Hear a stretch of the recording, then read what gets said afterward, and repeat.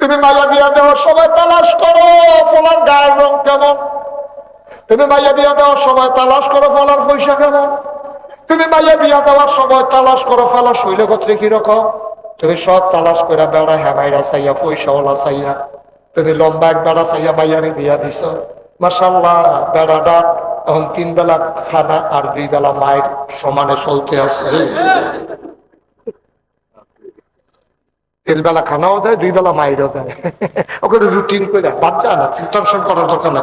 তুমি তো নামাজি চাইয়া বিয়া দাও নাই তো, তুমি তো নামাজি চাইয়া বিয়া দাও নাই, তুমি তো পরহেজগার চাইয়া বিয়া দাও নাই।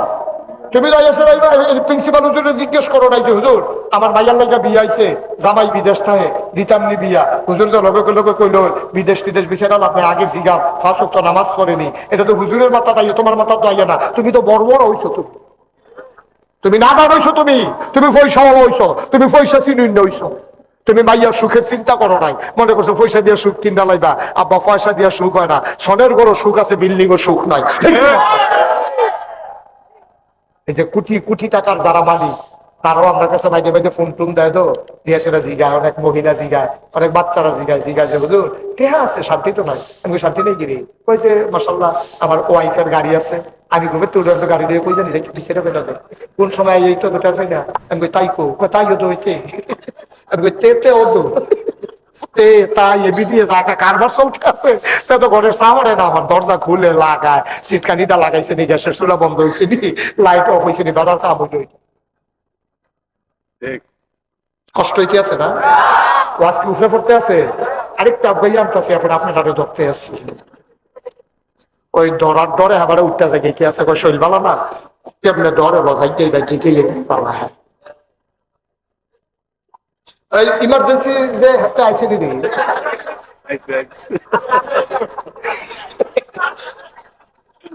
আমার একটা তার কথা মনে পড়ছে, ফরম ফিরে উঠছে জানি সাইরা জানি আইতে পারলো নি।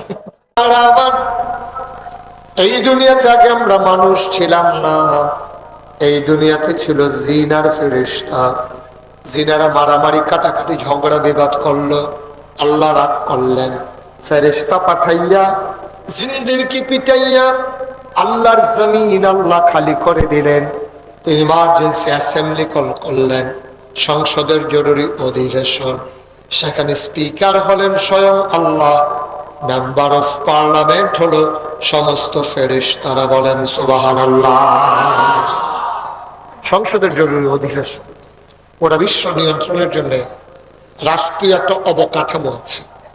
এই অবকাঠামো বিভিন্ন জায়গায় বিভিন্ন রকম, যেমন বাংলাদেশের সংসদ, ভারতের লোকসভা, আমেরিকাতে হোয়াইট হাউস, ব্রিটেনে পার্লামেন্ট, তারপরে আপনার মধ্যপ্রাচ্যে মজলিসে শুরা, তারপরে জার্মানিতে আছে সিনেট মেম্বার। এরকম বিভিন্ন জায়গায় উচ্চকক্ষ নিম্নকক্ষ নানান ধরনের অবকাঠামোর মাধ্যমে রাষ্ট্র পরিচালনা হয়। যেমন বাংলাদেশে আছে সংসদ, সংসদের পরে আপনার বিভাগীয় পরিষদ, বিভাগ থেকে তারপরে জেলা, জেলার পরে ভাবে আস্তে আস্তে একেবারে ওয়ার্ড পর্যায় পর্যন্ত। তো এই যে আল্লাহরও একটা সংসদ আছে, এখন বাংলাদেশের যে সংসদ আর আল্লাহরও একটা সংসদ। আবার বলেন দেখি, এখন তো সব বুদ্ধিমান মানুষ, বিবেকবান মানুষ, বোকা মানুষ আর নাই। আপনি বলেন দেখি যে আল্লাহর সংসদ, বাংলাদেশের সংসদের চাইতে আল্লাহর সংসদের দাম কম না বেশি? শুধু বেশি না অনেক বেশি? কারণ আল্লাহর সংসদে স্পিকার হলেন স্বয়ং আল্লাহ, আর মেম্বার অফ পার্লামেন্ট হলো সমস্ত ফেরেশতারা। সুবহানাল্লাহ বলবেন না? তো বাংলাদেশে যে সংসদ আছে, এখানে ভালো মানুষ যেমন আছে, খারাপ মানুষ আছে নাকি নাই? সুদখোর, ঘুষখোর, ক্যাসিনো চালায়, গান গায়, গান গায় এবার নাই, এরা বাদ গেছে, গান গায়ে বাইরে পড়ে গেছে, ডিসকোয়ালিফাইড জল্লা, গান গায়টা বাদ গেছে। আর সব আছে, ভালো মানুষ যেমন আছে খারাপ মানুষও। আবার আল্লাহ রাব্বুল আলামিনের যে সংসদ, সেখানে স্পিকার হলেন স্বয়ং আল্লাহ, মেম্বার অফ পার্লামেন্ট হলো সমস্ত ফেরেশতারা। ইমার্জেন্সি অ্যাসেম্বলি যখন আল্লাহ কল করলেন, ফেরেশতারা এসে জানতে চাইলেন, মাওলা ও রাব্বে কারিম, আপনি কেন আমাদেরকে ডেকেছেন? আলোচনা হয়েছে লক্ষ কোটি বছর আগে। আমরা মনপুরার মানুষ, 2024 সাল মার্চ মাসের 9 তারিখ আমরা যেন আলোচনা কখন শুনতে পারি, জানতে পারি, বুঝতে পারি। এই জন্য কোরআনুল কারীমে ১,৫০০ বছর আগে আমার আল্লাহ আলোচনার আলোচ্য বিষয়টুকু কোট করে দিয়েছেন। বলেন সুবহানাল্লাহ। সেদিন আলোচনাটা কি হয়েছিল আমরা অনেকেই জানি, অনেকেই পারি। চলেন সবাই মিলে পড়ি। কোরআনে ঢোকার আগে বড়দূত শয়তান থেকে ফেলে চাই, যিনি রহমান, যিনি রহিম, তার নামে চলেন শুরু করি, সবাই পড়ি। আউযু বিল্লাহি মিনাশ শাইতানির রাজীম। বিসমিল্লাহির রাহমানির রাহিম। ইন্নী জাইলুন ফিল আরদি খলিফা। আল্লাহ ডেকে বললেন, ও ফেরেশতারা, আমি একটা কওম, আমি একটা সম্প্রদায়, আমি একদল মানুষ বানাতে চাই যাদের পরিচয় হলো তারা আমার খলিফা। সুবহানাল্লাহ। ফেরেশতারা কয় বানাবেন না। এর আগে জিন বানিয়েছিলেন, ওরা মারামারি, কাটাকাটি, ঝগড়া বিবাদ করলো, রক্ত বহাই দিল, নিজেরা নিজেদের ভিতরে ফিতনা ফাসাদ তৈরি করলো। মানুষ বানাবেন এমনই তো করবে, দোকান বাকি খাইয়া ঘুরাবে, হাওলাত নিতে পারলে দিতে চাইবে না, রেন্ডি করেই গাছ লাগাইয়া আরেকবার উঠুক শুদ্ধ আন্দার করে ফালাইব, বোর্ডের বাক্স লইয়া উঠতে দিব। আছে নাকি নাই? আমি সান্দিনা মাহফিলও কইলাম যে বোর্ডের বাক্স লইয়া দৌড় দিব, তারা সব লাভ দিয়ে দাঁড়াই গেছে। হুজুর ফাওয়াজ করেন না, এখন আর দৌড়াদৌড়ি নাই। আমি তো আরো আছে, তারা তো আরো নাই। আমি যতই কই তারা রাজি হয় না। শেষ পর্যন্ত একজন মুরব্বী রেজি গেলাম, আমি দি কইতাছি বাক্স লইয়া দৌড়াদৌড়ি আছে, তারা দি কয় নাই। হুজুর বাক্স লইয়া দৌড় দিব কিন্তু ভোটে তো নাই।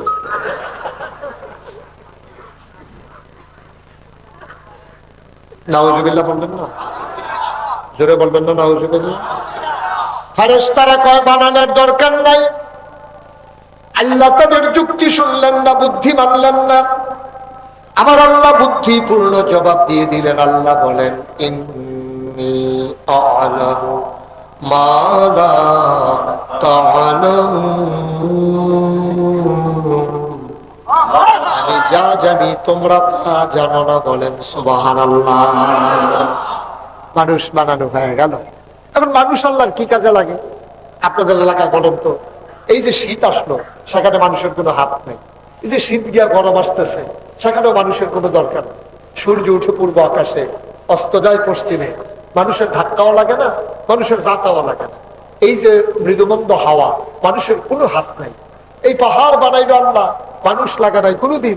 এই মনপুরা থেকে 50 জন মাটি কাটার লোক আল্লাহ নেয় নাই যে লালমাই পাহাড় কাটতে হবে, তোমরা গ্রাম পিছে 50 জন করে আসবা, আইসা পাহাড় বানাইবা না। কাউরে কোনো জায়গা থেকে নেওয়া হয় নাই। তাহলে মানুষ কি কাজে লাগলো? মানুষ, আমি আল্লাহর কাছে জানতে চাইলাম, মাওলা ও রব্বে কারীম, তুমি কেন মানুষ বানিয়েছো? কি দরকার মানুষের?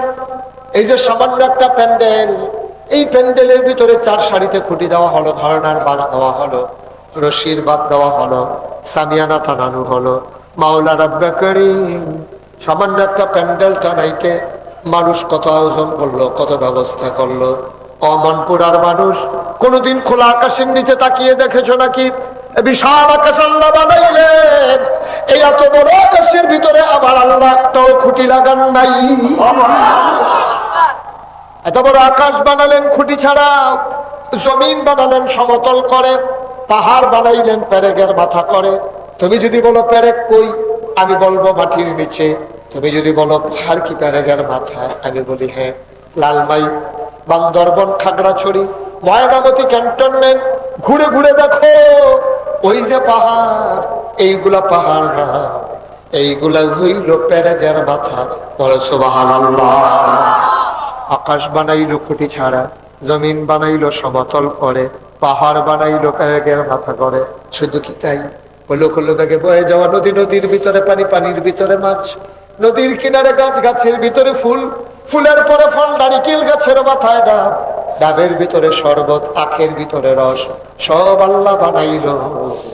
কোথাও মানুষের হাত লাগে নাই, সব আল্লাহ বানাইলো। সুতরাং আমরা মানুষ আল্লাহর কি কাজে লাগলাম? আমি আল্লাহর কাছে জানতে চাইলাম, মাওলা কেন তুমি মানুষ বানিয়েছো? আল্লাহ কয় কোরআন খুলো, কোরআন পড়ো, কোরআন বুঝো। আল কোরআনের ভিতরে আমি ১,৫০০ বছর আগে বলে দিয়েছি কেন মানুষ বানিয়েছি।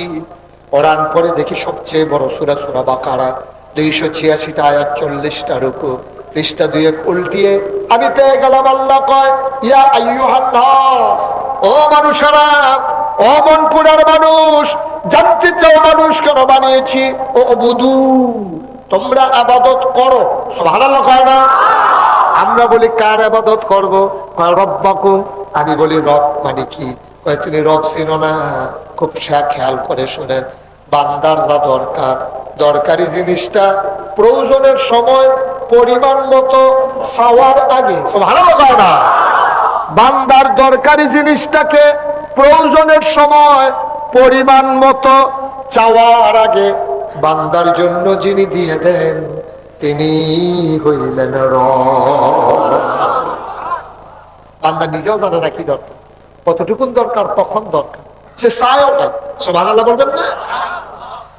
তিনি হচ্ছেন তোমার রব, আল্লাযী খালাকাকুম, যিনি তোমাকে সৃষ্টি করেছেন, ওয়াল্লাযীনা মিন ক্বাবলিকুম, শুধু তোমাকে না, তোমার আব্বা, তোমার আম্মা, তোমার দাদা, তোমার দাদি, তোমার নানা, তোমার নানি, তোমার 14 গোষ্ঠী, তোমার জাতির পিতা ইব্রাহিম, তোমার আদি পিতা আদম, তোমার আদি মাতা হাওয়া, সব তোমার নবী মুহাম্মদুর রাসূলুল্লাহ সাল্লাল্লাহু আলাইহি ওয়াসাল্লাম সবাইকে যিনি বানালেন, উবুদু রাব্বাকুম, আবাদত করবা শুধুমাত্র, কেবলমাত্র, একমাত্র ওই আল্লাহ রাব্বুল আলামিনের, ঠিক কিনা? কোরআনুল কারীমে আল্লাহ আরো সুন্দর করে, আরো স্পষ্ট করে বলে দিলেন, ওয়ামা খালাকতুল জিন্না ওয়াল ইনসা ইল্লা লিয়াবুদুন। মানুষ বানানোর কোনো দরকার ছিল না, জিন বানানোর কোনো দরকার ছিল না। মানুষ আর জিন বানানো হয়েছে কেবলমাত্র, শুধুমাত্র, একমাত্র আল্লাহর ইবাদত করার জন্য, ঠিক কিনা? মুসলমান মন দিয়ে শোনো, হয়তো 2 দিন সময় পাবা, আর মাত্র 2 দিন হয়তো সময় পাবা প্রস্তুতি নেবার। সামনে আসতেছে ওই আবাদতের মাস, সওয়াবের মাস, সওয়াব কামাইয়ের মাস, শাবানের শেষ, রমজানের শুরু। আমার আল্লাহ তাবারক ওয়া তাআলা ওই রমজানুল মুবারক দিয়ে দিলেন তোমার জন্য। তুমি জানো ওই রমজানুল মুবারকে সওয়াব বেশি বেশি করে কামাই করতে পারো, বলেন আমিন। বন্ধুগণ, একটা জিনিস সম্পর্কে যখন আপনার ধারণা হয় তখন এই জিনিসটার প্রতি আগ্রহ বাড়ে। মনে করেন আপনি জানেন যে এই বোতলের পানি খাইলে লোকটা কখনো অসুস্থ হবে না, মনে করেন, কারণ আপনি যে এই বোতল নেওয়ার লেগে কি যে করবেন, মানে এই বোতলের যদি একটা ঢুক পানি খেতে পারতাম তাহলে তো বললে নাকি আমি নাকি সব অসুখ টসুখ, ডায়াবেটিস, ক্যান্সার, হাই প্রেশার, তারপরে গিয়া কিডনির সমস্যা, তারপরে যা আছে গ্যাস্ট্রিক, আলসার, ব্যথা বেদনা সব নাকি ভালো হয়ে গেল। কারণ এই বোতলতে যদি কুদ্দুর পানি নিতাম পারতাম, এটার লাগে আপনি জাতা দিয়ে আরেকবার লইয়া আপনি ফিরে গেলেন বোতলের পানি। জিনিসটার সম্পর্কে যখন ধারণা জন্মায় তখন তার আগ্রহ বাড়ে। এই জন্য রমজানুল মুবারক আসার আগে রমজান সম্পর্কে তোমার স্পষ্ট ধারণা থাকা দরকার। এই যে তোমার রোজা, সাওম তোমার জন্য যে ফরজ করে দিল, এই সম্পর্কে আমাদের ধারণা নাই। এই জন্য এই মাসের প্রতি আমাদের এত আগ্রহ নাই। আল্লাহর নবী কয়, আমার উম্মত যদি জানতো এই রমজানের মর্যাদা কত, গুরুত্ব কত, তাইলে তারা আল্লাহর কাছে দরখাস্ত দিত, আল্লাহ মাস না বাকি 11 মাসও তুমি রমজান দিয়ে দাও।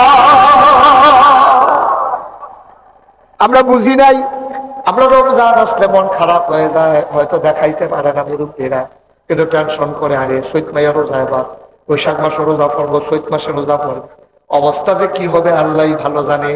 মনে মনে টেনশনও করে, একবেলা না খাইলে উপায় নাই, আর সেই ভোর রাত্রে খাবো, আর ইফতার খাবো, সারাটা দিন কেমনে কাটবে, তার মনের ভিতরে পেরেশানি। কারণ সে গুরুত্ব বুঝে নাই, গুরুত্ব বুঝে নাই পৃথিবীর কোনো মানুষও। আজকে ১,৫০০ বছর পরে মেডিকেল সায়েন্স, চিকিৎসা বিজ্ঞান গবেষণা করে জানিয়ে দিল রমজানের যে কি ফায়দা, যদি মানুষগুলা জানতো তাইলে এই রমজান নিয়ে পাগল হয়ে যেত। এত বছর পরের গবেষণা, ঠিক কিনা? ১,৫০০ বছর আগে আল্লাহ তাবারক ওয়া তাআলা তার নবীর মাধ্যমে যারা নিয়ে দিয়েছেন, ১,৫০০ বছর পরে আইসা গবেষকরা এটা আবিষ্কার করছে রোজা মানুষের জীবনে বড় উপকারী। ১১ মাস লাগাইয়া দেহের ভিতরে যে বিষাক্ত জিনিসগুলো তৈরি হয়, এমনি ওই জমিন চাষ করিয়া রোদ দিয়া রাখলে যেমন ওই নিচের মাটি উপরে চলে আসে আর জমিনের ভিতরে উর্বরতা বৃদ্ধি পায়, ঠিক এমনি করে ১ মাস মানুষটা যদি দীর্ঘ ১৩-১৪ ঘন্টা না খাইয়া থাকে, তার ভিতরে যে জীবাণু পয়দা হয়, তার ভিতরে বিভিন্ন যে এই খাবার থেকে বিষাক্ত জিনিসগুলো জমা হয়, এই ১ মাস দীর্ঘ সময় না থাকার কারণে পাকস্থলীর বিশ্রাম হয় এবং তার এই যে জীবাণুগুলা ধ্বংস হয়ে যায়। সুবহানাল্লাহ বলবেন? এত বছর পরের গবেষণা, এত বছর পরের গবেষণা। আচ্ছা, এবার আসেন, আমি গবেষণার দরকার নাই, রোজা রাখলে কি হইব এই সম্পর্কে আমরা সামনের দিকে আলোচনা ইনশাআল্লাহ ধারাবাহিকভাবে সামান্য কিছু কথা বলবো, এরপরে অন্যান্য আলোচনাও আরো আছে ইনশাআল্লাহ। আল্লাহ যেন কবুল করে সবাই করে আমিন। বন্ধুগণ, তাহলে মানুষ বানাইল আল্লাহ ইবাদতের জন্য, এবং এই মানুষগুলোর মাঝে সব মানুষ জান্নাতে যেতে চলে গেলে আল্লাহর কোনো লস নাই, আল্লাহ শুধু লাভ। আল্লাহ একটা মানুষ জাহান্নামে গেলে আল্লাহর কোনো লাভ নাই, বরং ফেরেশতারা আল্লাহর ডাক দিয়ে জিগাইব যে আল্লাহ, আমরা যে কইছিলাম মানুষ বানাইয়েন না, কথা তো শুনলেন না, এই যে মানুষ বানাইছেন, দেখেন কারবারটা কি করতে আছে, কি শুরু করছে মানুষগুলা, দেখেন কি নাদান হয়ে গেছে মানুষ, মানুষ হয়ে গেছে পশুর মতো, আজকে পশুর মতো হয়ে গেছে মানুষ। আপনি দেখবেন কুকুরের যেই স্বভাব প্রতিটা মানুষের মাঝে, আমাদের মাঝে সেই স্বভাবগুলো এখন প্রকাশ হইতেছে, ঠিক কিনা বলেন? কথাটা ঠিক কিনা? এই স্বভাবগুলো আগেও ছিল, আগে যে ছিল না তা না, বদগুণ এবং সদ্গুণ, কুপ্রবৃত্তি এবং সুকুমার বৃত্তি দুইটাই ছিল।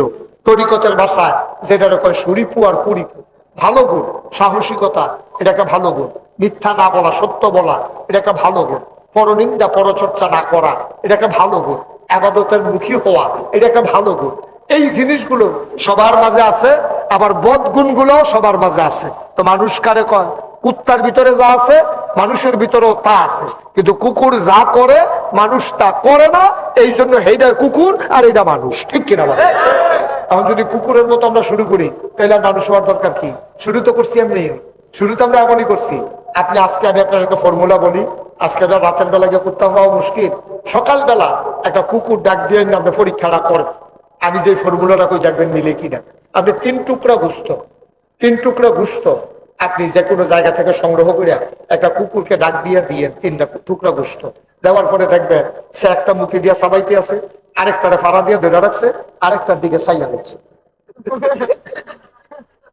ঠিক কিনা কর? এখন মানুষের স্বভাব হয়ে গেছে এইরকম, ঠিক কিনা কর? খালি আমি আমি আমি, শুধু আমি, কিচ্ছু তুমিও বুঝে না, আমরাও বুঝে না, আমরা তো নাই, তুমিও নাই, শুধু আমি আর আমি, যা পায় তা খাও। আপনি যদি 1 কোটি আইনা টাকাই না একজনকে দেন, দেওয়ার পরে তো 1 কোটি টাকা ব্যাগ লই আর তো পারে না, আরেকবার টাকা জিজ্ঞাসা ভাই আরো 10,000 টাকা ছিল, এটি কারে দিতাম, কুমা লোক বিচার ভিতরে আমি আসি না। 1 কোটির পরেও 10,000 টাকা তার লাগবে, নাদান কারে কইছে? ওই যে কইছিলাম কুকুরের স্বভাব। তুই দাঁড়া 3 টুকরা গুস্ত ভাইয়া 3ওটা খাস, কীর্তি তুই একটা খা, না হলে 2য়টাও খা, 3 নম্বরটা চাইয়া ঢুকছে, এটা দ্বিতীয় লইয়া যায়। এই হইলো কুকুরের খাসিয়ত। কারণ আমাদের খাসিয়ত হয়ে গেছে এইরকম, আমাদের অভ্যাস হয়ে গেছে এইরকম। আমরা এমন হইলাম কেন? কেন আমরা এমন হইলাম? আর আগের এই যে ভাই, এই যে এদিকে দাঁড়ান, আপনি দাঁড়ান, উঠছেন কেন বলেন? কি কারণ? হ্যাঁ, কি জরুরত শুরু হয়েছে না? জরুরত শুরু, হ্যাঁ, কি একটা উনি ফেসাব ধরছে, উনি যাইতে পারতেছে।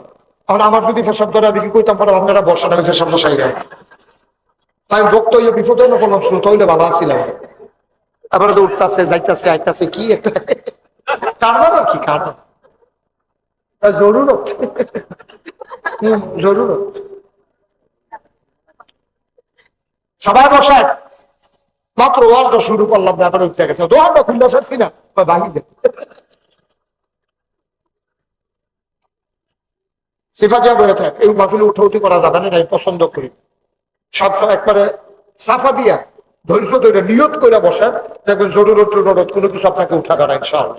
আল্লাহ যেন কবুল করে সবাই পড়ে না আমিন, জোরে পড়ে না আমিন। আমি যেই কথা বলতেছিলাম, একদল সোনার মানুষ এমন গেছেও, একদল সোনার মানুষ এমন গেছে যারা জীবনে এরকম ছিল, এমন ছিল না তারা। আমরা এমন হইলাম কেন? কেন হইলাম আমরা? কারণ হলো আমরা একটা জিনিসকে হারাই ফেলছি, এটার নাম হলো আল্লাহর ভয়। কার ভয়? কথা বলে কার ভয়? পুলিশ আপনারে পাহারা দিয়ে ভালো মানুষ বানাইতে পারবে না, দুদক আপনারে ঘুষ মুক্ত দুর্নীতি মুক্ত করতে পারবে না। বাংলাদেশে দুদক আছে, ঘুষ কি কমছে না বাড়ছে? বাংলাদেশে আইন প্রশাসন আছে, এন্টি কারাপশন আছে, ভাই দুর্নীতি আস্তে আস্তে বাড়তেছে। কারণ হইল এই দুদক দিয়া, এন্টি কারাপশন দিয়া, আইন দিয়া, পুলিশ দিয়া, র্যাব দিয়া, গোয়েন্দা দিয়া, ক্যাডার দিয়া, সারা বাহিনী নামাইয়া তুমি দেশ সোজা করতে পারবা না যতক্ষণ বান্দার কলিজার ভিতরে আল্লাহর ভয় পয়দা না হয়। ঠিক কিনা? বাংলাদেশে পুলিশের ডরে কেউ চুরি করে না, এরকম একজন মানুষ ডরায়। আমরা যারা এখনো চুরি শুরু করছি না, আমরা আর কি, আমরা এই শুরু করছি না এই কারণে যেহেতু আমরা জানি চুরি করা এটা মহাপাপ, এটার কারণে আমাকে জাহান্নামে যাওয়া লাগবে, এই জন্য চুরি করি না। পুলিশে ধরবো এই চিন্তায় একজন মানুষও পুলিশের এই চুরিতে থামতো না, একজন লোক থামাইতে না। ঠিক কিনা কন? কথা বলা ঠিক কিনা? আপনি যাইতে আছেন রাস্তা দিয়ে, দেখছেন যে একটা গাছের ভিতরে একটা পেঁপে ফাইকা রয়েছে, আপনি যদি রাইতের 2টার সময় এই পেঁপাটা ফাইনাল হইয়া যাই, এই জায়গাটায় গৃহস্থ এবারও দেখতো না, পুলিশ তো থানাতে আমি বউ লাগতো না যে আপনি করতে সব পাচ্ছেন। আপনি যদি গিয়া কন কিনা ইসলাম আগে আনসি পরে রাইখা গেছিলাম একখানো, আইতে লই আসি, বুঝনের কোনো উপায় নাই। তাহলে আপনি চুরি করে পেঁপে নেন না কেন? আপনি আরেকবার আর পুকুর থেকে মাছ ধরেন না কেন? আপনি যেটা গোনা মনে করেন। আর গোনা কারে কয়? আল্লাহর ভয়ে যেটা করা হয় না, এটাই তো গোনা। সুতরাং আপনি আল্লাহরে ডরাইছেন, আসলে পুলিশরে ডরান নাই, ফির সাহেবরে ডরান নাই, আপনি মন্ত্রীরে ডরান নাই, এমপি রে ডরান নাই, আপনি ডরাইছেন আমার আল্লাহকে। ঠিক কিনা বলেন? ১,৫০০ বছর আগে নবীজি এই কামটাই করছো, সবার অন্তরে আল্লাহর ভয় পয়দা করে দিছে।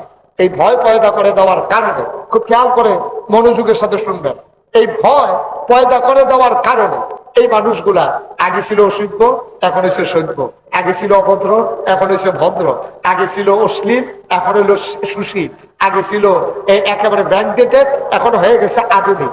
এই ভদ্র, সভ্য, সুশীল, আধুনিক, পরহেজগার একদল মানুষ পরিণত করে দিয়েছিলেন ১,৫০০ বছর আগে আমার নবী মুহাম্মদুর রাসূলুল্লাহ সাল্লাল্লাহু আলাইহি ওয়াসাল্লাম। এবং নবীদেরকে আল্লাহ এই কারণেই পাঠাইছিলেন। নবীদেরকে পাঠানোর উদ্দেশ্য এটাই, অন্ধকার থেকে আলোতে, গোমরাহিতে। এই যে ভাই, আপনি মোবাইলটা বন্ধ করেন। অন্ধকার থেকে আলোতে, গোমরাহি থেকে হেদায়েতে। বন্ধ করতে বলছিলাম, এইভাবে ধরতে বলি নাই তো, বন্ধ করো। ইউটিউবে হাজার হাজার ওয়াজ আছে, আপনি তো এইভাবে ধৈর্য না ওয়াজ শুনতে পারতেছেন না, আপনি রেকর্ড হচ্ছে, তাহলে আপনি হইলো কি কর নামান। আমি তো সারা জীবন তো ভিতরে দেখলে তো আর বাড়িওয়ালা বইল কি, বাড়িওয়ালা তো কত দেখতেন, ওই জায়গাটাও ধরে বইয়া গেছে। যারা হাতে ধরে আছেন মোবাইল গুলা নামান, আন্তরিকতার সাথে কথাগুলো শুনেন, তাহলে কিছু ফায়দা নিয়ে বাড়িতে যাওয়া যাবে। একবার মোবাইলের দিকে, একবার আমার দিকে, একবার ওয়াজের দিকে রেকর্ড হয়নি, আবার চাইতে আছে, তো এইটা করতে করতে টাইম শেষ। একটু গভীর মনোযোগের সাথে শুনেন, প্রতিদিন এখানে মাহফিল হয় না। আমরা প্রিন্সিপাল হুজুরে গেল করি কি ভাই, কি ভাই, কি কাম বুঝলেন?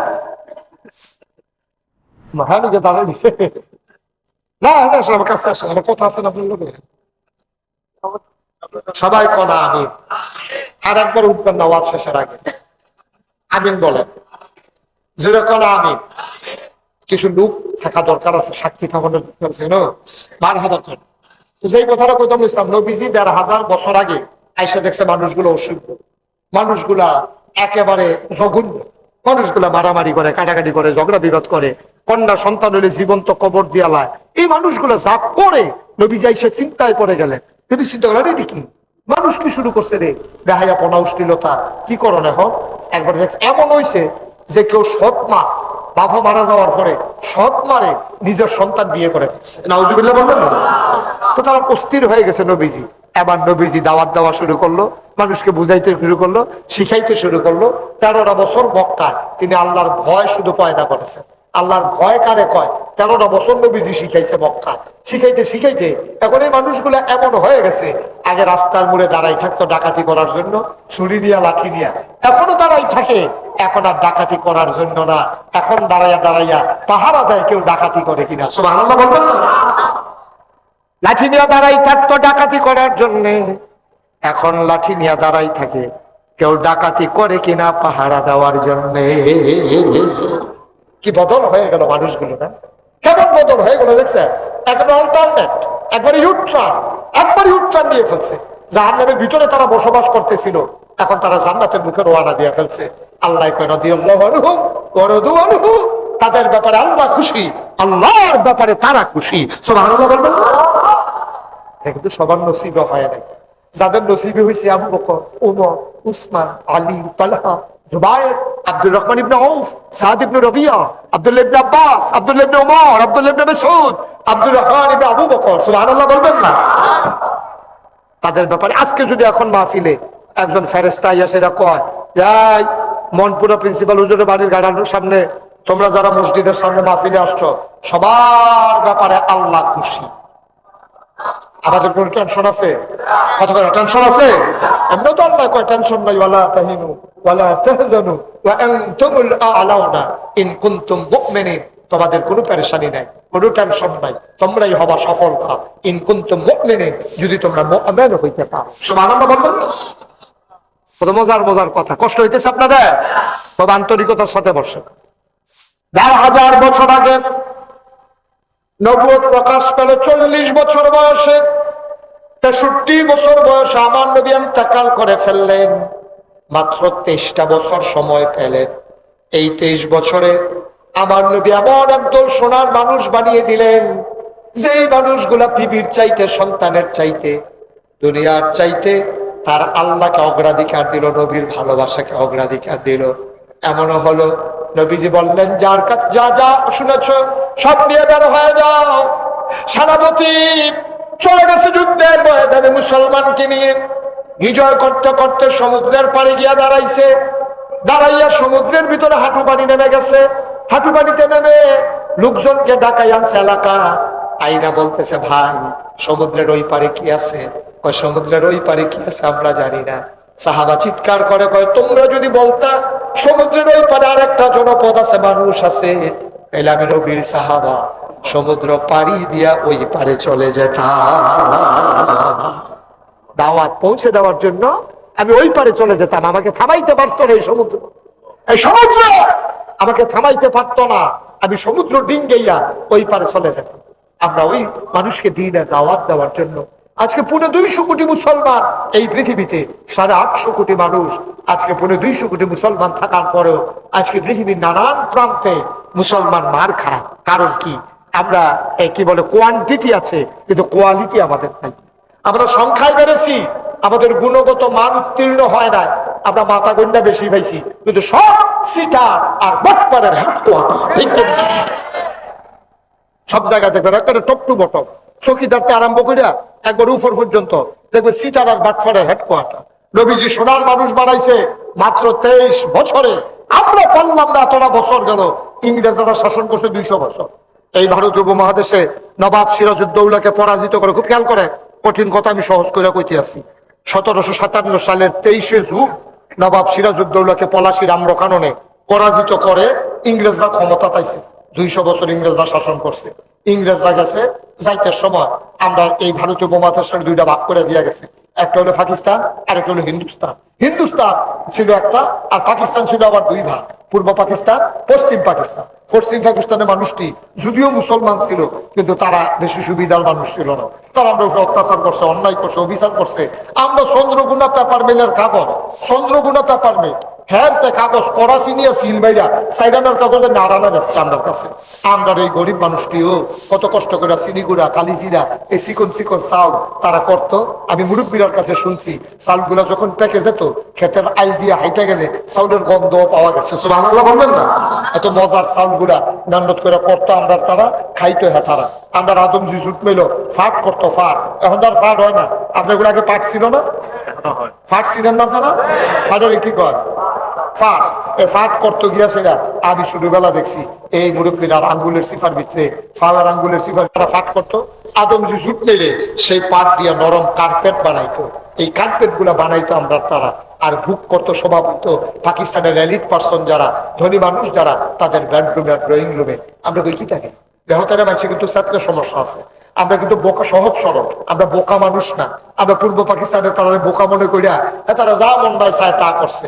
1971 সালে 26শে মার্চ এক মহান ঘোষণার মাধ্যমে আমরা রক্তক্ষয়ী সংঘর্ষে জড়িয়ে পড়লাম। দীর্ঘ 9 বছর যুদ্ধের পরে প্রাণের বিনিময়ে, মায়ের ইজ্জত আব্রুর বিনিময়ে আমরা স্বাধীন সার্বভৌম একটি বাংলাদেশ পেলাম। দেশের নাম বাংলাদেশ। আমরা দেখলাম সবুজ আর লাল খচিত পতাকা পথ পথ করে উড়ে পৃথিবীর মানচিত্রে নতুন করে একটা দেশের নাম যুগ হয়ে গেল বাংলাদেশ। বাকি এই ব্রিটিশরা শাসন করছে 200 বছর, পাকিস্তানিরা শাসন করছে 23 বছর, স্বাধীন হয়েছে 53 বছর। এবার আগে হিসাব মিলাই আমরা নবীজিরা সোনার মানুষ বানাইছিল কয় বছরে? কথা বলে কয় বছরে না? তো ইংরেজ গেল 200, 23 গেল পাকিস্তান, এরপরে বাংলাদেশ স্বাধীন হয়েছে 53। এখন আমরা দিই কাগজে পত্রে সোনার বাংলা, আর শহীদার থেকে আরম্ভ করে উপর পর্যন্ত টপ টু বটম সব জায়গায় পাওয়া গেল সিটার আর বাটপাড়ের হেডকোয়ার্টার। তো নবীজি পারলো 23 বছরে, আমরা পারলাম না 53 বছরে। হেগুলদিয়া পাকিস্তানের 23 বছরে কেন পারলাম না? কারণ হইল নবীজি সোনার মানুষ বানাইছিল যেই জিনিসটা দিয়া, তার নাম হলো কোরআনুল কারীম। আর কোরআনের শিক্ষায় যেই জিনিসটা তাদের মাঝে ঢুকাইছিল এটার নাম ছিল আল্লাহর। ঠিক কিনা? এখন আমরা তারা সোনার মানুষ বানাইতে চাই, কোরআন বিদায় করি ফেটিয়ে পিটিয়ে কোরআনকে মুসলমানের জীবন থেকে সরিয়ে দেওয়া হচ্ছে। আজকে বক্তব্যগুলোর জায়গা আজকে কিন্ডারগার্টেন দখল দিয়ে ফেলেছে। মাদ্রাসার সিলেবাস থেকে যেইভাবে কোরআনকে ঝেঁটিয়ে পিটিয়ে বিদায় করার ষড়যন্ত্র হচ্ছে, যেভাবে ষড়যন্ত্র হচ্ছে, মানুষ তো সোনার মানুষ তো দূরের কথা, আর মানুষে পাওয়া যাবে না, মানুষগুলোতে পশুতে পরিণত হবে। ঠিক হচ্ছেও তাই, হয়ে গেছে হয়ে গেছে। আগের দিনও মসজিদের তে বাড়িতে লইয়া মুরব্বী ফিসলা খাইয়া পড়ে গেছে, সুন্দর চলে গেছে ধরনের লইয়া। আর এখন যখন ফিসলাইয়া পড়ছে ফলাফেলে ভিডিও কর, লুঙ্গি উল্টাই গেছে কেন, ভিডিও কর ভিডিও কর ভিডিও ভিডিও করে সাইডা দিছে, যে তারা দেখছে তারা হাসতেছে। এটা মুরব্বী মানুষ পড়ে গেছে গা, তার ফাওড়া লাগা যেতে পারে, তারা ধরা দরকার, এই চিন্তাটাই মাথা থেকে উদাও হয়ে গেছে। আপনি কি মনে করেন এটা কি সাতটিখানি কথা? এটা কি সাতটিখানি কথা? একটা কাক মারা গেলে কয়েকশো কাক আইসা পড়ে কাকটার কাছে। আর এখন আজকে মানুষ মারা গেলে মানুষের ভিডিও হয়, মানুষের লাশের উপরে নৃত্য হয়, মানুষকে পিটিয়ে মারা হয়। এটার নাম বাংলাদেশ। ঠিক কিনা বলো? দেখি মানুষ রয়েছে নি বেড়া, হাত থাকলে কি মানুষ হয়নি, চোখ থাকলে কি মানুষ হয়নি, মুখ থাকলে কি মানুষ হয়নি? কুত্তারও তো চোখ আছে, কুকুরেরও তো নাক আছে, কুকুরেরও মুখ আছে, কুকুরের হাত আছে, পা আছে, জীবজন্তু জানোয়ার সবার জীবন আছে, মশারও তো জীবন আছে। তাদেরকে তো কেউ মানুষ কয় না, তাদেরকে আশরাফুল মাখলুকাত কয় না, আমাদেরকে আশরাফুল মাখলুকাত কয়। আমরা বিবেকের কারণে, সেই বিবেক যখন বিসর্জন দিছ তখন পশুর চাইতে মানুষ নিকৃষ্ট হয়ে গেছে। ঠিক কিনা বলো? যারা 1000 বছর আগে কোরআনুল কারীমে এইভাবে পরিচয় তুলে ধরা হয়েছে, ওয়ালাহুম কুলুবুল লা ইয়াফকাহুনা বিহা ওয়ালাহুম আয়ুনুল লা ইউবসিরুনা বিহা ওয়ালাহুম আযানুল লা ইয়াসমাউনা বিহা উলাইকা কাল আনআম বাল হুম আযাল। আল্লাহ কয় ওয়ালাহুম কুলুবুল লা ইয়াফকাহুনা বিহা ওয়ালাহুম আয়ুনুল লা ইউবসিরুনা বিহা। দুনিয়াতে এমন একদল মানুষ আছে, মন আছে বুঝে না, চোখ আছে দেখে না, কান আছে শুনে না। আমরা কই এটা কি মানুষ? আল্লাহ কয় আমি কি কইছিনি মানুষ?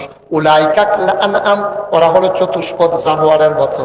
আল্লাহ কয় না, জানোয়ারেরও কিছু বুঝ আছে, বাল হুম আযাল, এটা জানোয়ারের চাইতে আরো নিকৃষ্ট। ঠিক কিনা? আমরা সেই জায়গায় চলে আসছি।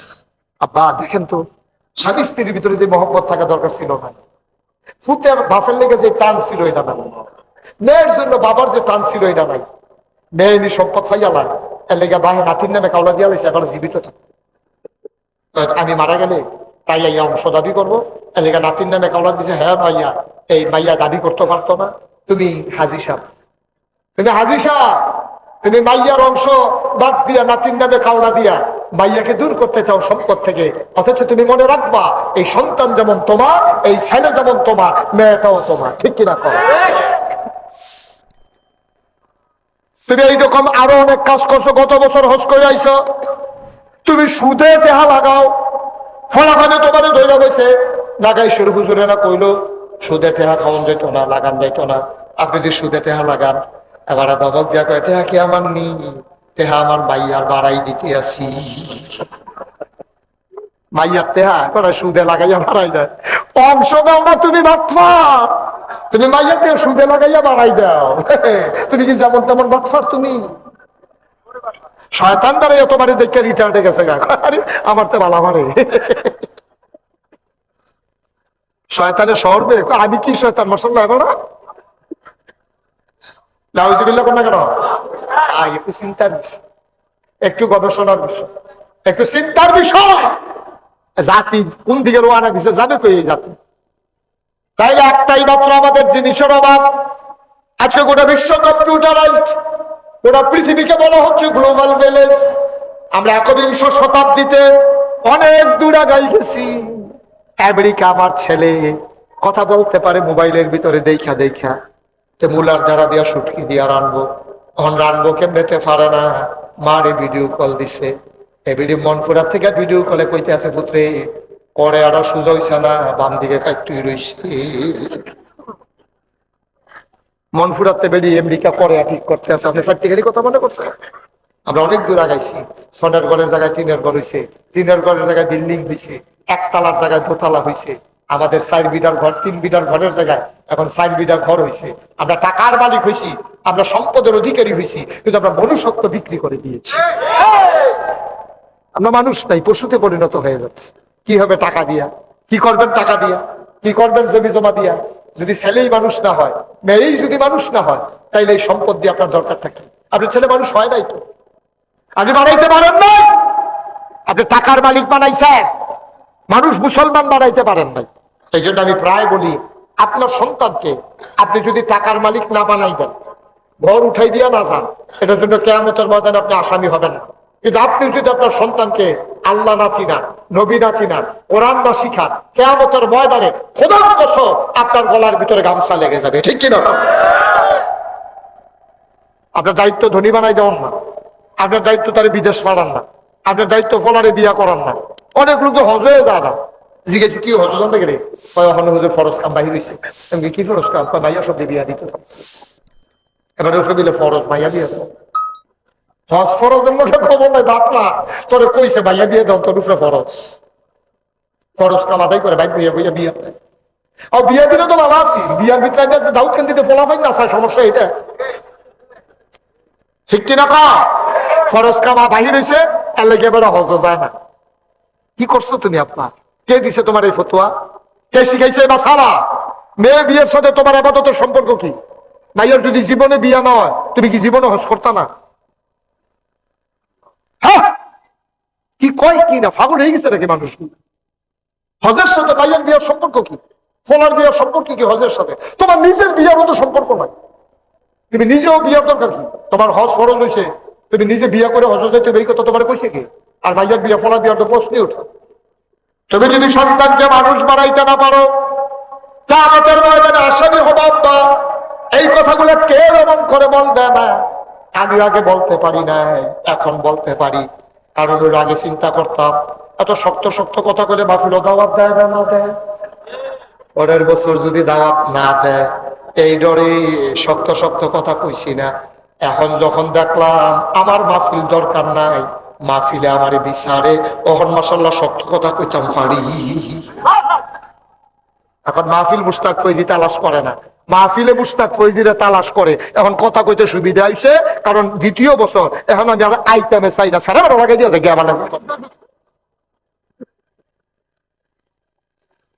আমি তো আর আইনু না, তুমি দাওয়াত দিলেও তো আমি আই না, সুতরাং আমার কথা কইতে সমস্যা কি? যেই হুজুরে চিন্তা করে 15 বছর দাওয়াত লাগবো, হ্যাঁ তো উচিত কথা কইতো না, বার কইরেও ভিতরে লইয়াই যেত। আমার তো সুবিধা হইলো, আমি তো 15 বছর আইতাম না। সুতরাং উচিত কথা কইতে আমার কোনো সমস্যা নাই, আমার দাওয়াতের মুডও চিন্তা নাই। একেবারে আল্লাহ সাক্ষী, আমি একবার মাহফিলের দাওয়াতের চিন্তা এই বর্তমান সময় আইসা আর করি না। ইনশাআল্লাহ আল্লাহ যেন কবুল করে সবাই করে। আমি কথা কইতে যে সুবিধা, অন্য হুজুরেরও তো সুবিধা নাই। এর লেগে দেখবেন এমন কথা যে হইব, কারে লইয়া শুনে কোন যেত না, দৈরা বইয়া দৈরা বইয়া মাত্র শুরু হইতে আছে। আমিন কর, জুড়ে কম, আরো জুড়ে।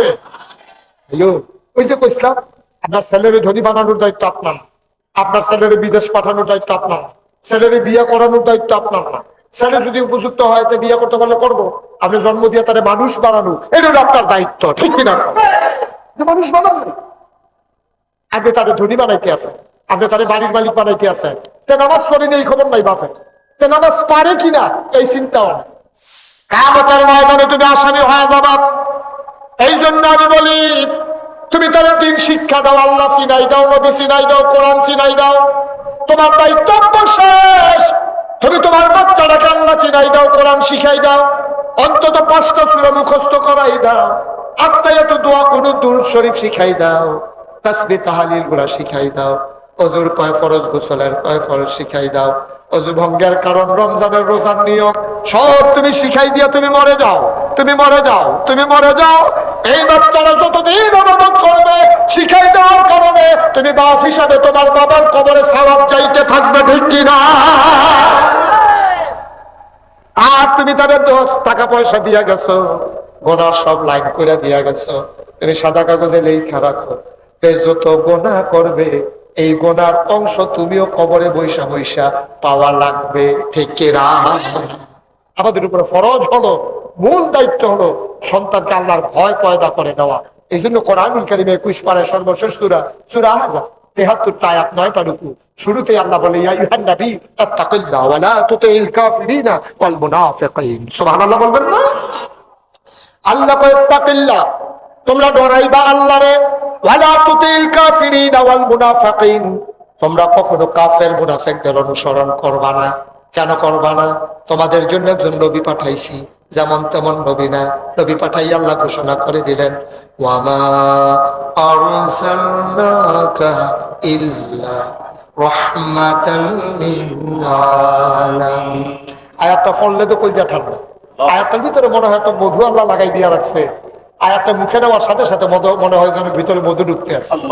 একেবারে খেয়াল করে দুনিয়ার সব চিন্তা ছেড়ে দিয়া মজা করে, একেবারে মজা করে, কণ্ঠ মধুর কণ্ঠে সবাই মিলে পড়েন তো আবার, ওয়ামা আরসালনাকা ইল্লা রাহমাতাল লিল আলামিন। আল্লাহ তাবারক ওয়া তাআলা নবীরে দিছে তোমার জন্য, লাকাদ কানা লাকুম ফি রাসূলিল্লাহি উসওয়াতুন হাসানা। এই রহমতের নবী তোমার জন্য মডেল, তিনি আইডল, তিনি আইকন, তিনি তোমার জন্য আদর্শ। তিনি যেমন করে কথা বলেছেন তুমিও তেমন করে কথা বলবে, তিনি যেমন করে হেঁটেছেন তুমি এমন করে হাঁটবে, তিনি যেমন করে খেয়েছেন এমন করে তুমিও খাবে, তিনি প্রতিবেশীর সাথে যেমন সম্পর্ক রেখেছেন তুমিও প্রতিবেশীর সাথে এমন সম্পর্ক রেখে চলবে, তিনি যেমন করে রাষ্ট্র পরিচালনা করেছেন তুমি এমন করে রাষ্ট্র পরিচালনা করবে। রাষ্ট্র থেকে অন্যায় বিচারের জন্য তিনি যেমন জীবন বাজি রেখেছেন, দেশ ছেড়ে তিনি যেমন অন্য দেশে চলে গেছেন, প্রয়োজনে বাংলার মুসলমান দেশ ছাড়া যাবে, ইমান ছাড়া যাবে না, ঠিক কিনা?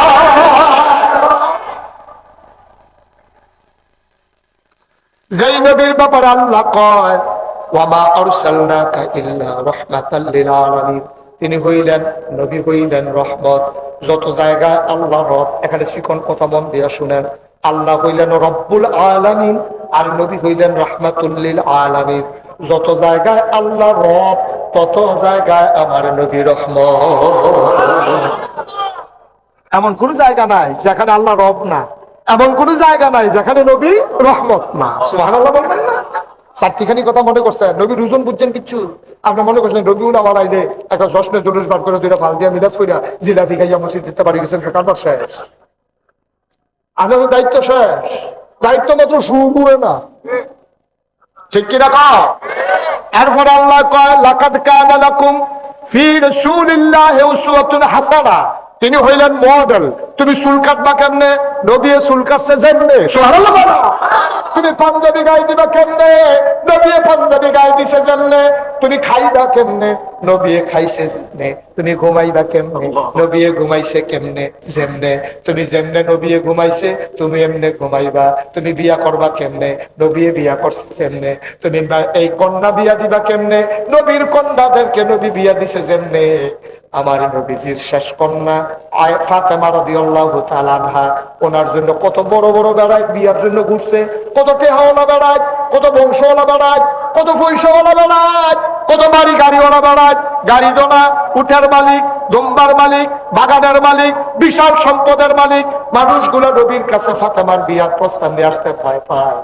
আর ফাতেমাকে আল্লাহর নবী বিয়ে দিলেন এমন একটা মানুষের কাছে, যেই মানুষটার একটা ঘর ছিল না, দুইটা বালিশ ছিল না, একটা ডেকডেক্সি ছিল না, নিজের বলতে কিছুই ছিল না।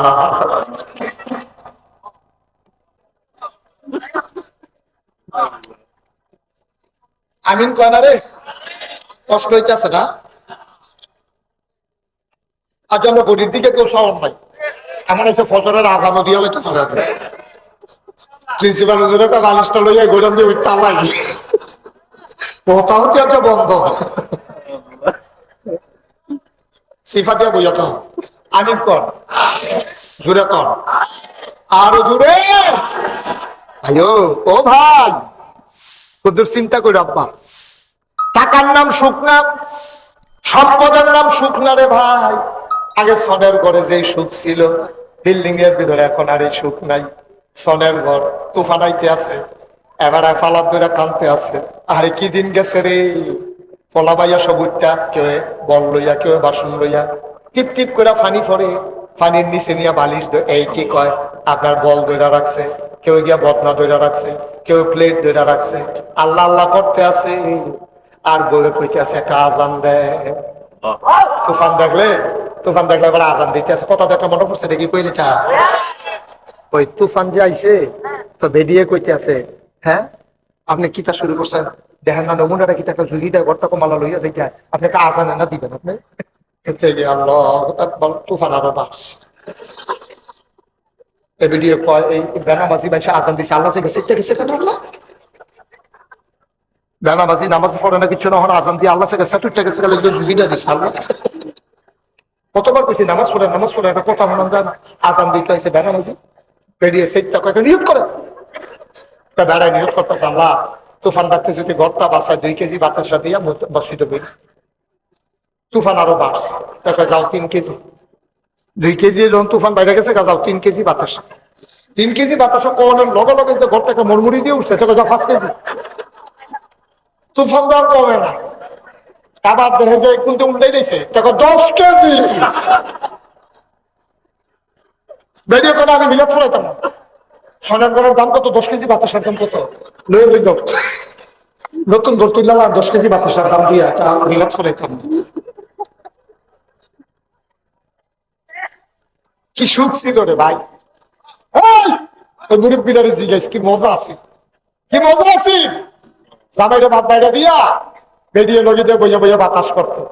এই তরকারিতে বাড়িতে তরকারি ডাল্লা ডাল্লা দিত না $1 আপনার আবার মাথাটা পছন্দ খান, শুয়ে শুয়ে খান, এবারে এই দিত তে খাইতো।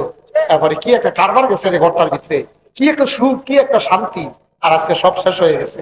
আমরা যখন বিল্ডিং হয়েছে, বিল্ডিং এর ভিতরে তুফান আছে না, বারান্দাত বইয়া বইয়া বাতা ইয়া করে তুফান এবারে ডাক ডাকছে ভিতরে ইয়া পড়ার, কই কে রে, কোনো নমুনা খারাপ তুফান, ওখানে আবু তো BS7 রড শাসিমেন্ট দিয়ে BS7 রোডের জন্য ঘর তুললে বেশি, তুফানে মাল কারাইতো না।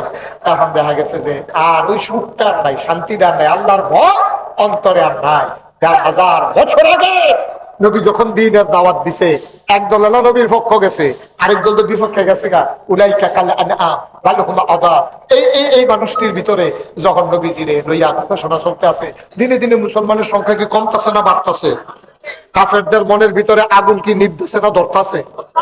এর ভিতরে দিয়া তারা মিটিং করে লাইছে দারুন নাদওয়া, তৎকালীন সংসদের মধ্যে মিটিং হয়ে সিদ্ধান্ত হয়েছে, মোহাম্মদ রামরা প্রস্তাব দিলাম, চিৎকারি মারলাম, মস্কারা করলাম, বিয়ার লোক দেখাইলাম, দেহা পয়সা দেন কইলাম, নেতা বানাই দেন কইলাম, আবার কোনো থানে ফিরান যায় না, এবার বোধ এবারে মারণ সারা নাউজুবিল্লাহ পানা দাও। যুবক মোহাম্মদের কল্যাণ আনতে পারো, এই ঘোষণা যখন দিছে, জিব্রাইলে আল্লাহ শুনে নাকি শুনে না? আল্লাহ জানে নাকি জানে না? আল্লাহ জিব্রাইল করে তাহলে আমি দিয়ে হানবে, তাহলে বলি নবীজিরে কেটে দিয়ে জানাই দে, নবীজি বোধ ঘুমায়, তারা যে নবীজিরে কল্লাকে চালাইবো এই কথাটা নবীজিরে জানাই দে। জিব্রাইল আইয়া সেটা নবীজির বড় ডাক দিছে, আসসালাতু আসসালামু আলাইকা ইয়া রাসূলুল্লাহ। নবী কো আলাইকুম আসসালাম ওয়া রাহমাতুল্লাহ। জিব্রাইল কাঁচা ঘুমাই গেল, কি ঘটনা কিটা? খবর খারাপ, দারুন নাদওয়া মিটিং হইছে, কাফেররা সিদ্ধান্ত হইছে আপনার কল্লা বিলে আলাদা করে লাগবো। তাই না? কিন্তু আল্লাহ কি কয়, তা আল্লাহ কইছে এই রাইতের আন্দাজও করতে পারি দিতেন গা, মক্কা ঠাহরের দরকার নাই, মদিনায় যান। সুবহানাল্লাহ। আমি তো আগে রেডিমেড হয়ে আসলাম, আবু বকরকে কইয়া রাখছিলাম, তো ওদের উঠমুখ সাইয়া রাখছে, সাইয়া রাখছে, আমার কি ভাই বারবার যেতাম এটাই কথা, হয় এটাই কথা। আল্লাহর নবীর জন্ম মক্কায়। খুব খেয়াল করে শুনেন, কোন কথা, আমরা আসল কথায় এসে গেছি। নবীর জন্ম মক্কায়, শৈশব মক্কায়, কৈশোর মক্কায়, তারুণ্য মক্কায়, যৌবন মক্কায়, বিয়া করছে মক্কায়, নিজের বাড়ি মক্কায়, শ্বশুর বাড়ি মক্কায়, মাইয়া বিয়া দিছে মক্কায়, আর ব্যবসা করছে মক্কায়, লেনদেন করছে মক্কায়, বংশধর মক্কায়, থাকতে পারলেন না মক্কায়, নবী চলে যাওয়া লাগলো মদিনায়, ঠিক কিনা? আল্লাহর হুকুম হলো, আল্লাহর নবী ঘর থেকে বের হলেন, নবীর গাল বেয়ে টুপ টুপ করে পানি পড়ে। মক্কার মাটির সাথে নবীর কথা কয়, ও মক্কার মাটি, তুই বড় খাঁটি রে, ও মক্কার মাটি, তোর মাঝে আমার জন্ম, আজকে তোর মায়া ছেড়ে আমার চলে যাওয়া লাগতেছে। ও মাটি, আমি আর তোর মাঝে হাঁটবো না, তুই আমার আর পায়ের ছাপ তোর মাঝে রাখবো না, আমি চলে যাবো মদিনায়। আল্লাহ নবীর অন্তরটা হু হু করে কাঁপতেছে। হঠাৎ করে মনে করলো, যাওয়ার আগে 2টা রাকাত নামাজ আমি পরে যাই, কাবার সাথে একটু বিদায় নিয়ে যাই। তিনি কাবার কেনারে গেলেন, কাবার দেয়ালে হাত রেখে কান্দে, কাবারে, ও কাবা, তোর যিনি মালিক আমারও তো তিনি মালিক, ও কাবা, আমি তোর মাঝে হেলাম দিয়ে কত আরাম করছি, তোর ছায়ায় আমি কত বিশ্রাম নিছি, তোর মাঝে আমার বাউলারে আমি কত সাজদা দিছি। কাবারে, ও কাবা, তোর মালিক হুকুম করেছে আমার নাকি চলে যাওয়া লাগবে মদিনায়। আল্লাহর নবী কান্দে, কাবার দেয়ালে হাত রেখে তিনি কান্দে। হঠাৎ করে মনে পড়লো, যাওয়ার আগে 2টা রাকাত নামাজ যদি পড়ে যেতে পারতাম। এই দরজার সামনে গিয়ে দাঁড়ালেন, বিরাট বড় তালা ঝোলানো। আল্লাহর নবী জানতেন চাবিটা কার কাছে, কেনারেই তার ঘর। আল্লাহর নবী তার ঘরের সামনে চলে গেলেন, গিয়া ডাক দিলেন, ভাই উসমান, ওনার নাম ছিল উসমান, ও ভাই উসমান, দরজাটা খুলেন। কয়, কে ডাকে মাঝরাতে? কয়, আমি মোহাম্মদ। কয়, তুমি কি এখনো এখানে আসো? সিদ্ধান্ত হয়েছে তোমার কল্লা আলাদা করে ফেলবে, তাড়াতাড়ি পালাই যাও। কয়, ভাই দরজাটা খুলেন, আমার আল্লাহ আমারে খবর দিয়া দিছে, ভাই আমি বের হয়ে গেছি, থাকবো না, দয়া করে দরজাটা খুলেন। দরজা খুলে দেওয়া হলো। কয়, কেন দাঁড়াইছো? কয়, ভাই কাবার চাবিটা কি আপনার কাছে নাই? কয়, হ্যাঁ আছে। কয়, দয়া করে দরজাটা একটু খুলে দেন, যাওয়ার আগে 2টা রাকাত নামাজ পড়ে যায়। ওসমান কয়, না, সিদ্ধান্ত হয়েছে তোমার হাতে কাবার চাবি দেওয়া হবে না, তোমার জন্য কাবার দরজা বন্ধ, তুমি আর কাবাতে ঢুকতে পারবা না। কয়, কেন ভাই? কয়, না, তুমি দেবদেবীর বিরুদ্ধে কথা বলো, দেবদেবীরা অভিশাপ দেবে আমাদেরকে, তুমি চলে যাও, তারা তুমি কল্যাণ নিয়ে বাঁচতে পারবা না। আল্লাহ নবী কয়, ভাই চলেই তো যাবো, যাওয়ার আগে দয়া করে 2টা রাকাত নামাজ পড়ে যেতে চাই, দয়া করে দরজাটা খুলে দাও, কেউ দেখবে না, কেউ জানবে না। মাঝরাত্র হয়ে গেছে, পাখিগুলো আপন নিরে ঘুমিয়ে পড়েছে, গাওয়ারিশ কুকুরগুলো নিরাপদ আশ্রয়ে চলে গেছে, গরু ছাগলেরা দুম্বারা ওই গোয়াল ঘরের ভেতরে ঘুমায়, প্রিয়তম স্বামী প্রিয়তমা স্ত্রীকে নিয়ে ঘুমায়, ছোট্ট শিশুরা মায়ের বুকে ঘুমায়, কেউ জানবে না, পিন পতন নিস্তব্ধতা, তুমি আর আমি ছাড়া কেউ দেখে না, আমি কারো কাছে বলবো না, আমি তো চলে যাবো মদিনায়, দয়া করে দরজাটা খুলে দাও। 2টা রাকাত নামাজ যাওয়ার আগে পড়ে যায়। ওই ওসমান চাবিওয়ালা, সে করছে কি, নবী যখন খপ করে হাতে ধরছে, ধরে চোখের পানি ছাইরা দিছে। ভাই যাওয়ার আগে কলজারায় মানে না, কত আমি কাবার ভিতরে হেলান দিয়ে বসছি, কত বছরের জন্য জানি চলে যায়, আবার কাবারে কত বছর আর দেখবো না।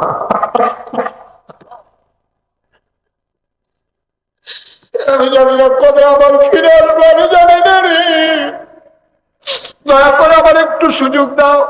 চাবিওয়ালা উসমান নবীর গলায় ধরে এমন জোরে একটা ধাক্কা মারলে, আল্লাহ নবী উল্টাইয়া মরুভূমির বালুর উপরে পড়ে গেলেন, ধুলা মাখা হয়ে গেল তার শরীর, চুলগুলো তার এসকো খুস্কো হয়ে গেল, দাড়ির ভিতরে ধুলা লেগে গেল।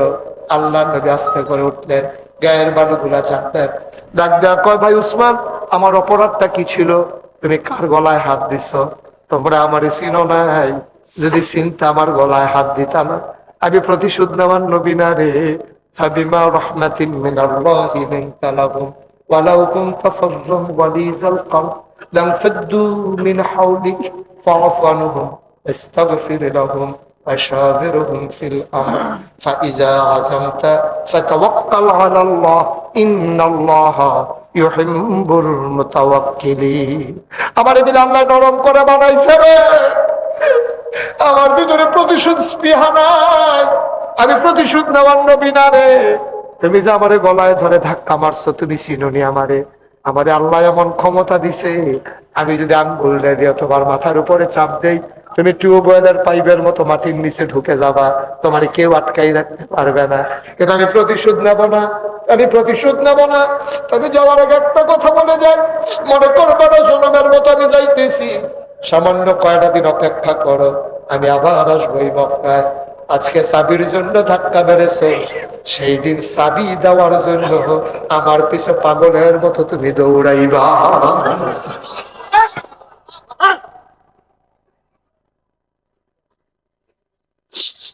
কয়টা দিন অপেক্ষা করো আল্লাহর নবী চলে গেলেন মদিনায় সামান্য কয়টা বছর 10,000 সাহাবা নিয়ে মসজিদে আয়েশার কাছ দিয়ে নবীজি ঢুকতেছেন মক্কার দিকে 10,000 সাহাবা পেছনে নবী সবার সামনে সামনে মুসলমান আল্লাহর নবী আগায় মাথাটা নিচু হয়ে আছে হাদিস শরীফ এসেছে থুতনি মুবারক নবীর সিনা মুবারকের সাথে লেগে গেছে চোখের পানি দিয়ে বুকের পাঞ্জাবিটা ভিজে গেছে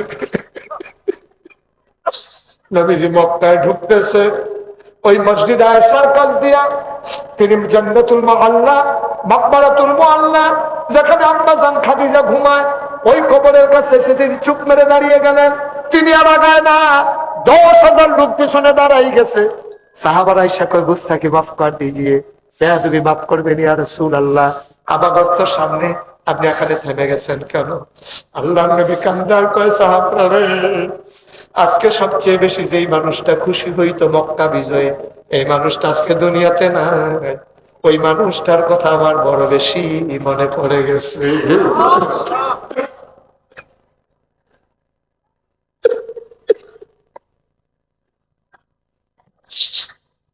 নিজের সব সম্পদ ইসলামের জন্য দিয়ে দিছে নিজের গায়ে আঘাত দিছে রে আমি নবীর গায়ে আঘাত রাখতে পারি না আমি যখন হারা গুহায় ধ্যানমগ্ন এই মহিলারও সকালে একবার বিকালে একবার 55 বছরের বুড়া মেয়েটা সকালে একবার বিকালে একবার হারা গুহায় উঠছে খাবার নিয়ে দিয়ে আইছে কত কষ্ট তোদের আম্মা করছে আজকে এই মুহূর্তে মক্কা বিজয় হইতেছে যদি তোদের আম্মা বেঁচে থাকতো কি খুশিটা হইতো আজকে আমার খাদিজা নাই খাদিজার জন্য বড় বেশি মায়া লাগতেছে এই জায়গায় খাদিজা ঘুমায় খাদিজা কবরে বড় ডরাইতো রে কবরে বড় ডরাইতো আমার খাদিজা আমারে কইছিল ইয়া রাসূলুল্লাহ ইয়া হাবিবাল্লাহ তিনটা প্রশ্ন আমার বড় ভয় লাগে আপনি কথা দেন আপনি কবরের কিনারে দাঁড়াইয়া ফেরেশতা প্রশ্ন তিনটা জবাব দিয়ে দেবেন আল্লাহর নবী কয় খাদিজা পেরেশানি করিল না আমি থাকবো তোমার কবরের কাছে আমি জবাব না দিয়ে বাড়িতে আসবো না খাদিজাকে কবরস্থ করা হলো সব সাহাবারা কাঁদতে কাঁদতে বাড়িতে চলে গেল আল্লাহর নবী যায় না আবু বকর সিদ্দিক পেছন ছাড়ে না আবু বকর সিদ্দিক ইয়া রাসূলুল্লাহ চলেন বাড়িতে যাই না না আমি বাড়িতে যাবো না আমার খাদিজা কবরে বড় ভয় পাইতো আমি খাদিজার পক্ষ থেকে প্রশ্নের জবাব দিয়া তারপরে বাড়িতে যাব চুপ মেরে আল্লাহর নবী দাঁড়িয়ে আছেন কিছুক্ষণ পরে বললেন আবু বকর চলো চলে যাই ইয়া রাসূলুল্লাহ প্রশ্নের জবাব কি দেওয়া শেষ হয়েছে কয় না তো চলে যাবেন কেন ওই জিবরাইল আসছিল আয়েশা আমারে কানে কানে কইয়া গেছে আপনি খাদিজার টেনশন করেন না খাদিজার জিম্মাদারি আমার আল্লাহ নিয়ে গেছে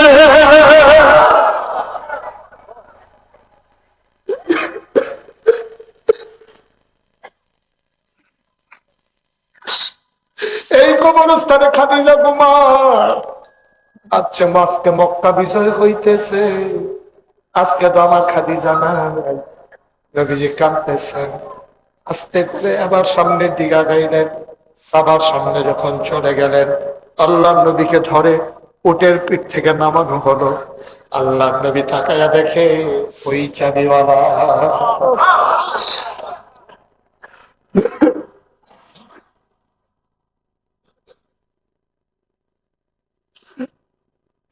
আল্লাহ নবী দেখেন ওই চাবিওয়ালা না, হাত জোর করে আঙ্গুলের ফাঁকে চাবির রশিটা দিয়ে চাবিটা ধরে রেখেছে। আল্লাহ নবী গাই, তুমি কি সেই চাবিওয়ালা না?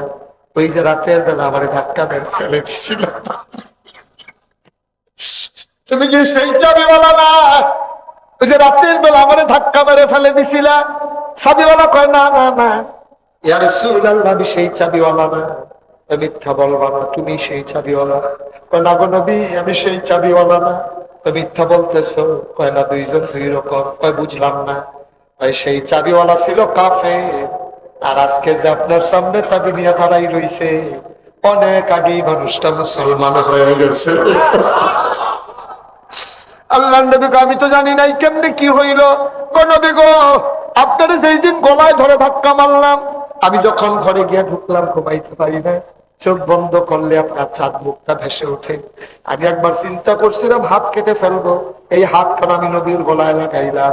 আমারে মানুষ বুদ্ধি দিছে, নবী যে একটা কাজ করলে খুশি হবে, তুমি যদি মুসলমান হয়ে যেতে পারো। ইয়া রাসূলুল্লাহ, ইয়া হাবিবাল্লাহ, আমি অনেক আগে মুসলমান হয়ে গেছি। আল্লাহ নবী কয়, দরজা খুলে দাও। কাবার দরজা খুলে দেওয়া হলো, মূর্তিগুলো ভেঙে ফেলা হলো। আল্লাহ নবী আবার কয়, ওই চাবিওয়ালা কই? ইয়া রাসূলুল্লাহ, ভাই আমি তো এখানেই আছি। আল্লাহ নবী কেঁদে কেঁদে কয়, ও চাবিওয়ালা রে, আমি কাবার চাবি দিয়ে কি করব? নাও চাবি, তোমার কাছেই চাবি থাকবে কিয়ামত পর্যন্ত। তোমার বংশের লোকের কাছে কাবার চাবি আমানো। আজও আজও কাবার চাবি যে বংশের মানুষের কাছে আছে, সেই উসমানের বংশধর। সুবহানাল্লাহ বলবেন। মুসলমান, ও রংপুরের মুসলমান, ও কচুয়ার মুসলমান, মুশতাক ফয়েজী যদি কোনোদিন আর না আসে, কোনোদিন যদি তোমার না ডাকে, মনে রাখবা আমি এসেছিলাম। মনে রাখবা, কথা কয় না বলে গেলাম। জীবনে যদি কখনো আর না আসি, কথাগুলো মাইনা মাইনা চইল, একদিন তো মরেই যাবা। মসজিদের মিনার থেকে ঘোষণা আসবে, মানুষটা নাই। দলে দলে তোমার দেখার জন্য আসবে।